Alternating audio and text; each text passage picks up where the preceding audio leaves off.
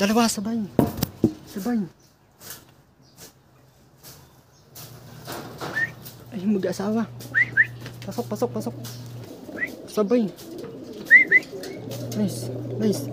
Di, pasok. Pasok. Dalawa, sabay. Kaklak muna ako, dalawa. Alright mga kalapatids, what's up sa inyo?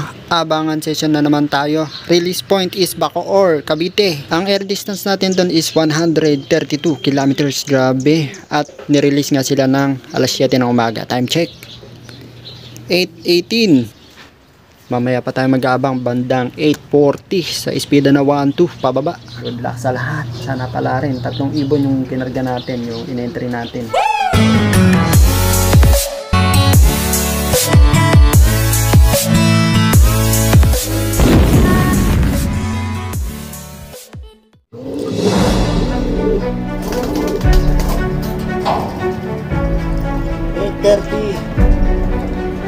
Abang na mga kapatid. Abang na tayo.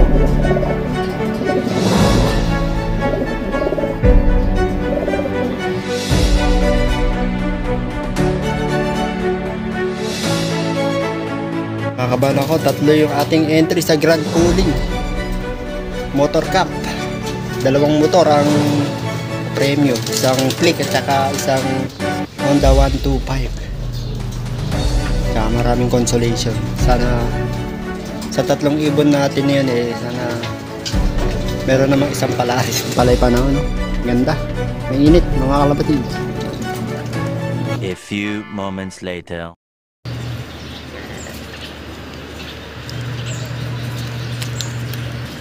Banayad na banayad yun, no? Yung panahon, no? Walang kahangin-hangin. Sana walang ulan sa dadaanan ng mga ibon natin. Time check 8:31. Marami na rin nag-clock sa bungad.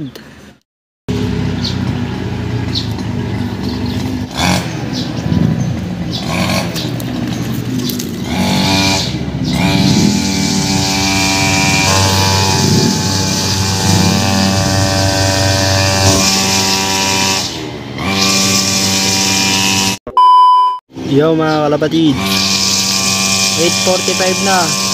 Wala pa rin. Wala pa rin tayong ibon.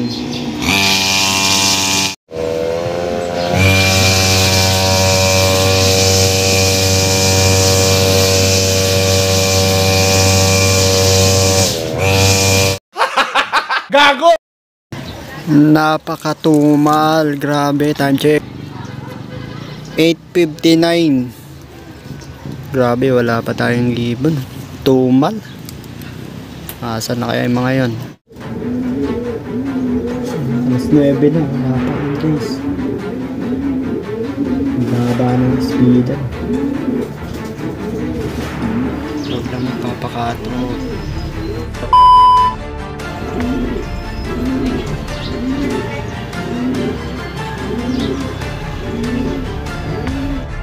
What happened? Awan pa guys. Wala pa akong napaparaan dito na pabalik na ibon. Mukhang i-smash. Ayan, padilim na oh. Huwag naman sana abutan na malakas na ulan. Sana makauwi sila ng maayos. Abay, naglalabo na yung mata ko. Sakit sa mata. Kanina pa. 1,000 na lang siguro yung yung speedan or 900. Tignan nyo pa noon. Ayan na. Nagbabadya na ulan. Grabe, wala pa rin. A few moments later.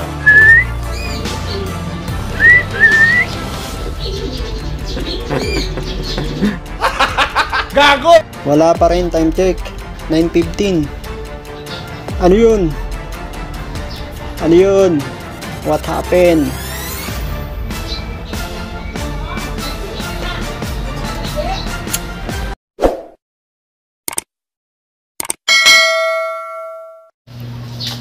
Iba na to iba na to. Wala pa rin guys Kahit isa sa ibon natin, wala pa rin. Mukhang nagka-smashan Dalawa, sabay. Sabay.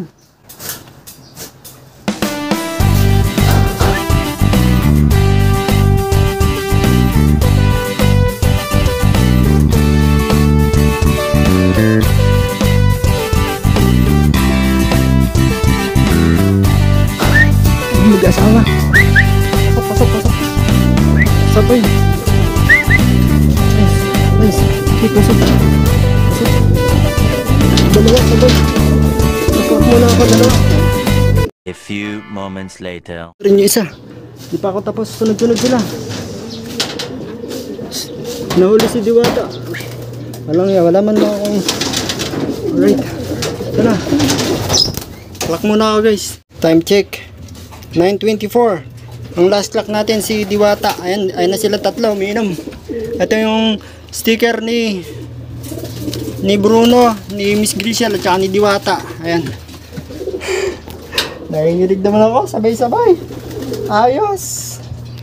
Wala, lipad pogi. Naghintayan mga kalapatids. Pero ayos, 3-3 first lap grand pooling. Hindi tayo na zero. Clock silang lahat at magkakasunod. Ito si Bruno, ito yung unang kinlock natin pero kasabay niya yung yung asawa niya, yung Grishel. Ayan. Ayos. Katawan niya sakto lang. Ang ganda kayo ibon. Yes, abangan natin next week. Second lap ng pre-pooling.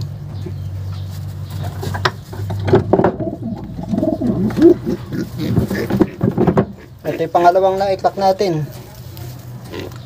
Si Miss Grishel, grabe. Nagsabay sila, grabe. Naghintayan. Nangyari. Ito ngayon. Okay naman sila, okay yung mga katawan. Kulong muna natin na makapahinga. Alright. Na-late si ngayon, si Diwata, pero lang, halos kasunod lang. Katatapos ko lang mag-clock kay Miss Grishel. Andito na sa may likod ko si Diwata, nakalapo na. Kaya halos sunod-sunod sila sa clocking, magkakasunod sila. Ayan. Okay naman si Diwata. Ganda pa rin katawan, hindi nagbabago kahit 132 kilometers na, ganun pa rin yung katawan. Wag lang bibitaw hanggang dulo. Ayos na. Kapit lang mga alaga. Yan 3-3. Tapos sa norte naman, ayan oh. Ito yung isang entry natin sa norte. Uwi din ng uwi.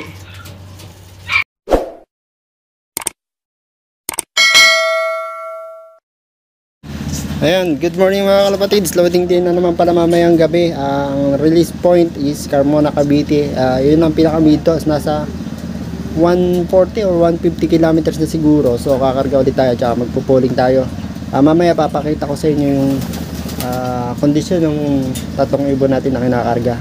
Meron palang di magandang nangyari kay Diwata, pero bago yon, pakita ko muna sa inyo ito. Ayan o. Nandiyan na sa mga hindi pa tayo nakapaglinis. Itlog ni Diwata to. Yung unang itlog niya nung nakaraan, pinasitter ko nga mga kalapatids. At ito na ngayon. Meron ng apo si Splash, yung imported natin.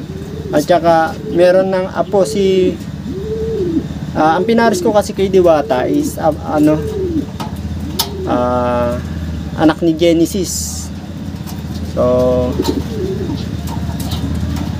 bali apo sa tuhod ni Lady Bass. Ganun ba yun?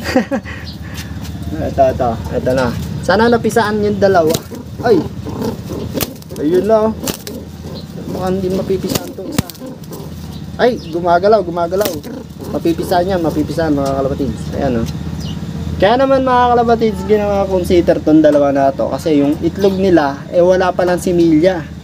Buti na lang, sabay silang umitlog na to. Tsaka si Diwata ron. Ayan o. Gandang ibon to. Ito half siblings nito tapos ito naman yung Soro line ni Sir Garay PH. So sinacrifice ko muna, although wala naman si Milya yung itlog nila, kaya naging sitter sila. Yes sir.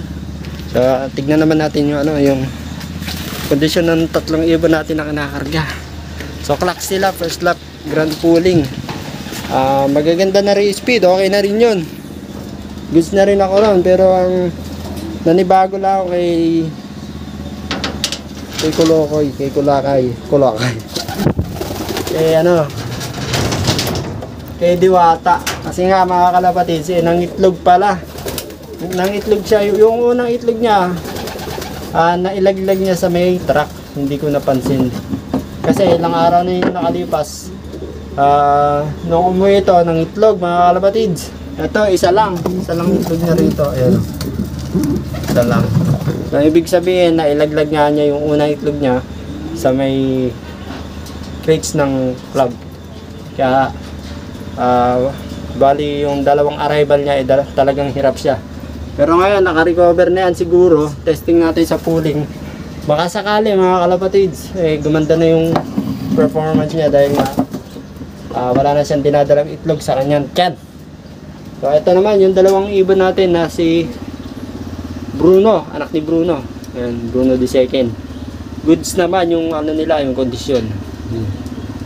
Tumitingin ako ng kondisyon ng ibon sa paa nila. Tsaka sa ilong, kung maputi ba yung ilong, ayan, namumulbos. Tapos yung paa medyo namumulbos at tsaka hindi siya kulay orange.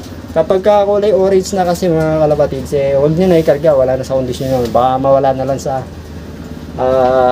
training yung ibon nyo. Ito si Miss Grisel, ganda rin ng kondisyon. Yung ilong niya maputi, tsaka yung paa niya medyo maitim na mapula, yan, tsaka namumulbos ng konti. So yung good luck sa ating bukas. Abangan nyo bukas yung arrival niya dahil magpupuling ulit tayo. So let's go.